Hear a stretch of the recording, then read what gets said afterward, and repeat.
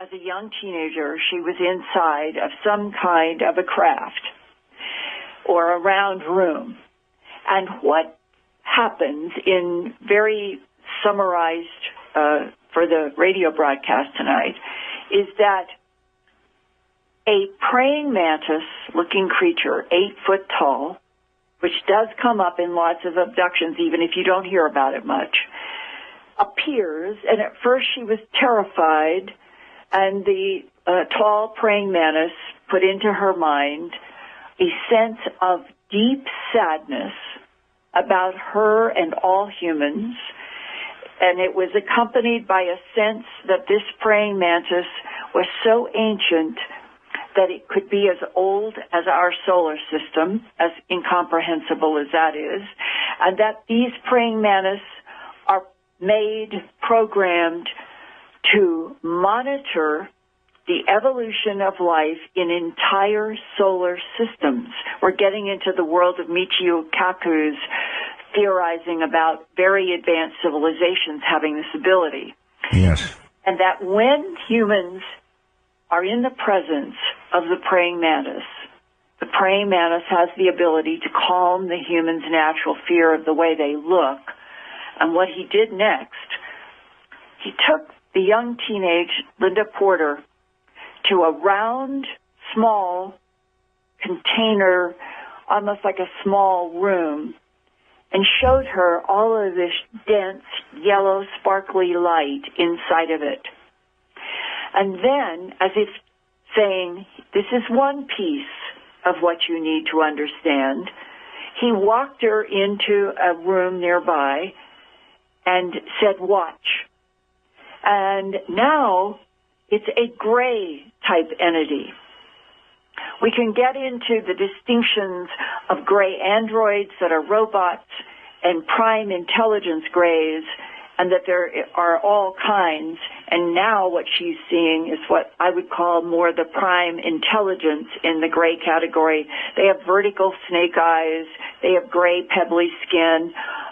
Usually it looks slightly reptilian, and they are quite different from the 3 foot tall, we'll call them androids, that have the big black eyes and the pear-shaped heads and the little bodies. There's a big difference. So now she's in the presence of what appears to be a prime intelligence gray who walks over to a bed-like apparatus upon which there is lying a male human. And the gray reaches down, and Linda even asked me, could this be possible? Are they doing this in front of me like a hologram? Because this is what occurs. The gray's long 4 fingers just seem to pass through the man's chest. And out of the man's chest, the gray being comes up holding the man's heart and shows it, no blood, totally dry, shows it to Linda Porter, and she gets telepathic thoughts like this. It is important that the entity, and she gets the symbol or gets communication that when they say entity, they are meaning soul, spirit, the animus of life. That the man's entity and this particular container of the man's body, it's important that the soul remain inside of such a container for a longer period of time than the man's body is willing to give, because the man is dying of heart disease. And the gray communicates that they are letting this version of the man die, but over in a tube. And when there's a gesture, now she sees that there are these tubes that have various people in them.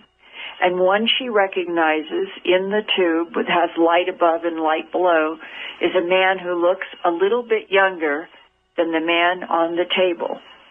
And the gray being communicates telepathically to her, because it is important for the soul spirit, but he uses the word entity, to stay inside of this type of container, we are going to revivify him in this cloned body, in this tube that we can preserve and control. And we are going to put him in Australia, and in his home in the United States, he will die. So the non-humans, right, are showing a teenager that they have the ability to allow a container to die while they simultaneously are resurrecting a cloned, preserved body, because there is something extremely important to study about the soul-spirit interaction with Homo sapiens sapiens. This is very complex, and we can keep going in this. Oh, no, by all means. So they're studying that soul. That is a, how would you put it? I guess he was a case study, and for some reason they needed that soul to continue.